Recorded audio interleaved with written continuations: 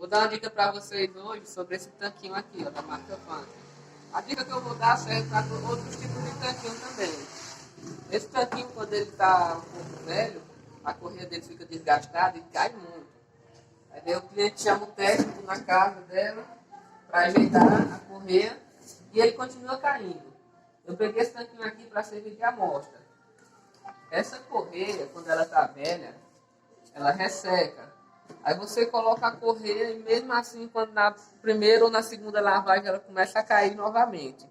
Eu vou dar essa dica aqui para vocês de como colocar a correia para ela não cair mais, não ficar caindo diretamente, viu? Ó, eu vou botar a correia no peão lá e aqui eu vou colocar ela ao contrário, ó. Inverter. Estão vendo aí? A correia ela vai ficar ao contrário.